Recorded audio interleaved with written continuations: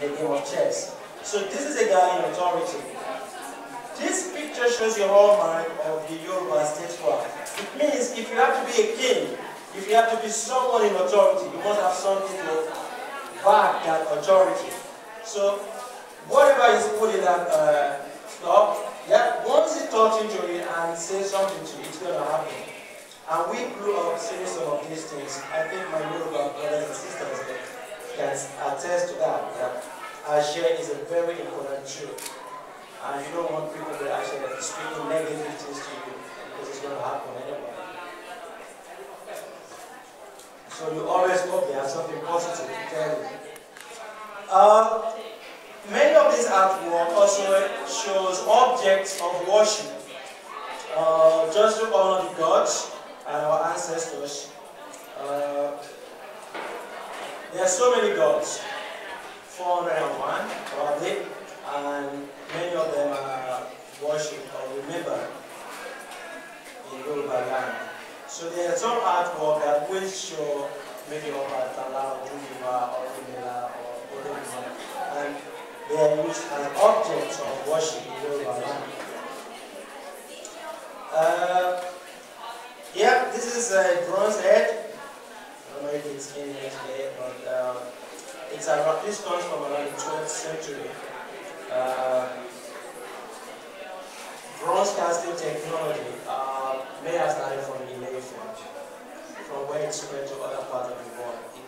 We have a lot of similarities with the Benin Kingdom because the Benin Kingdom is actually something that came from the Yoruba Kingdom because it was the children of the people. One of the children of the people that started the Benin Kingdom. So you will find similarities between our artwork and theirs because we are more like family. This is one of those famous kings those days. Probably that's why they had to make his own head from almost pure copper. And this guy, King Obalufon, was one of the rare kings because he reigned twice in Ile-Ife. And one of those times he was a peacemaking king who was trying to end the war. And some historians believe that many of the artwork that recovered in the 1930s in Ile-Ife, that they were made probably during the time of this guy, that making those sculptures might have been a way of ending the war. Like, okay, we're going to make one for you, don't stop fighting, we're going to make one for you, just like a way to make everybody cheap, relax and say, okay, we make sculptures for everyone, we're going to be famous in the future, okay, stop fighting. We don't know. So, but he was also one of these things. I think I talked about this guy already. This sculpture may have been from 65 approximately, made from copper. Here's something that shows a king and a queen. Yeah.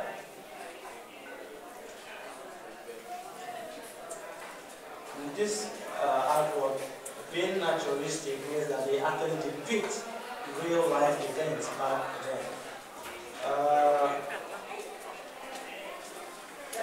These heads have a lot of meaning attached to them if you look at them very well.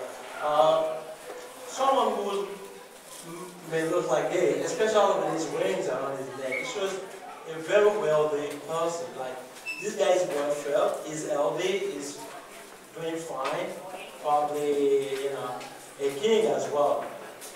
So this shows people who are looking really, really healthy, apart from other things that are shown in their eyes, like, okay, these are people, this guy is someone who is really, really determined, like someone who knows what he wants and has authority, to command situations. And then he must have been a very wealthy, rich, and someone in authority, according to, if you try to look at the way it looks. This is an animal made in terracotta, also from Ile-Ife. You can find this tool if you visit the British Museum. It is true, you can see on it. It's made from quartz, which is one of the minerals you can extract from the earth. So if you visit the British Museum, you might see this. It's coming from the Ile-Ife. Divinity and dynasty, yeah?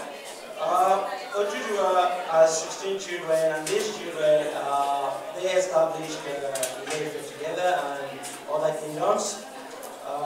People have written books about the 16 sons of Ojuju, and now they spread to other parts of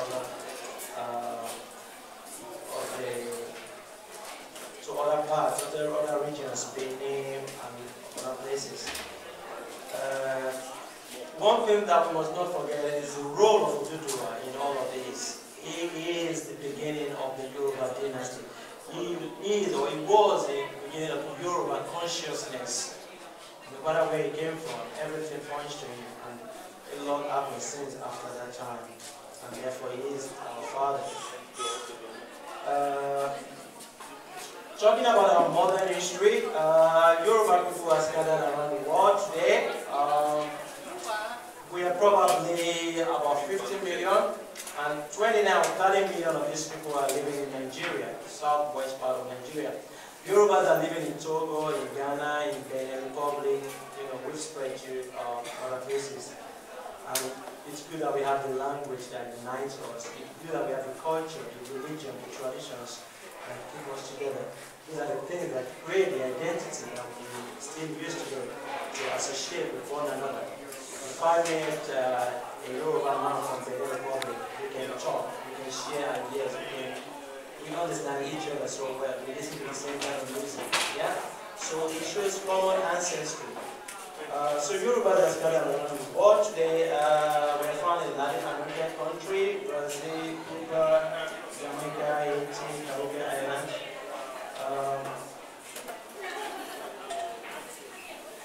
We have our dresses. Some of you have seen them today. Those of you who witnessed the fashion parade.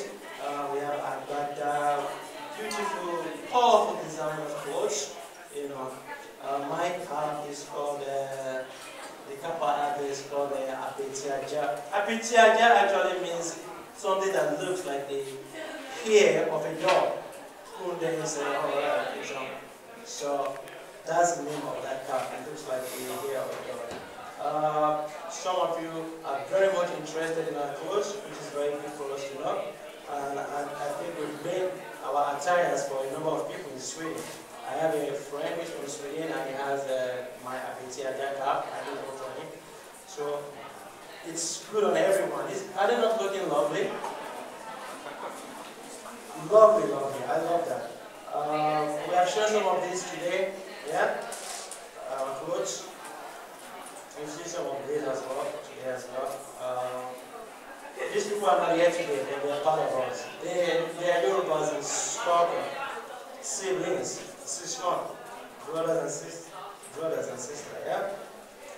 Yoruba dress is beautiful, I must say. We have our food.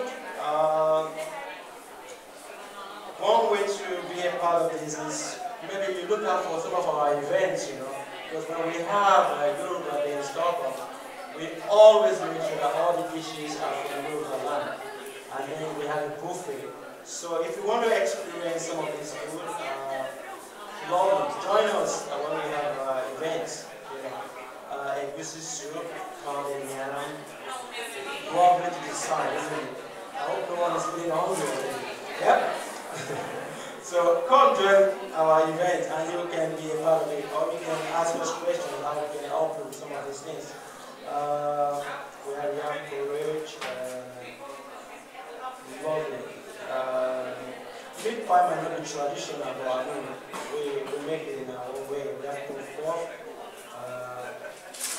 Some of you have witnessed our music today at 4 o'clock. In a short while, we will be playing some of these drums again, in a couple of minutes from now. So we're going to show you our music, and I think the best way to experience this thing is through a live performance, right? So no need for me to go into, this is how we sing. You will see how we sing in the next couple of minutes at 4 o'clock. Some of our brothers and sisters are very famous people around the world. Who knows this guy? Sorry? Wole Soyinka. He won the Nobel Literature Award, I think in 1986. So he has been here in Stockholm, Norway, to accept this. So Nobel laureate, Onishenka, very, very strong Yoruba man. He's very proud of his culture. He has written so many books and he loves to speak the language. One of our sisters, I think her name is Onishenka, Shadi Adu, which began as one of the descendants of Oduduwa. She's from, I think, Ondo State or Osun State in Nigeria, one of those two states. Grammy Award. We have our own seal, born to Nigerian parents. It's really named Olushenko Olubide. Seal is a descendant of Oduduwa. And there's one guy I'm going to show. This guy has been behind the scene in many, many famous American movies. So you probably not recognize him. But people like Woody Allen, a great producer and actor from the United States, they have worked together on so many things. His name is Remy Adeola. He's a member of the Order of the British Empire. Yeah? Very famous, and he has been able to make a lot of award-winning films in Hollywood. These are some of the descendants of people. Plus, those of us we are seeing yesterday, my brothers and sisters around. Yeah? We are descendants of people.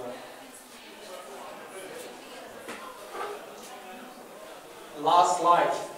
If you want more information about Yoruba, you know what we do, how we stop, you can mail us.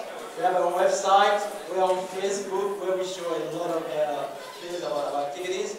We're on YouTube where we put in our dance, our events, you know, so you can watch them if you miss them.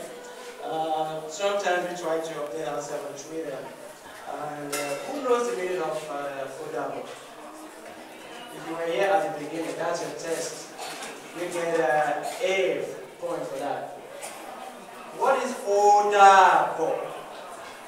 It was one of the things I taught you when I started 45 years ago.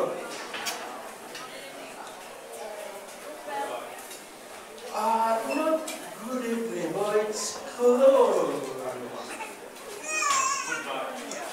Who says that? Who said that? It means goodbye. Odabo means goodbye. Yeah? Maybe I didn't say that in the beginning, but never mind. Odabo means goodbye, and that's my last shot. Yeah? I hope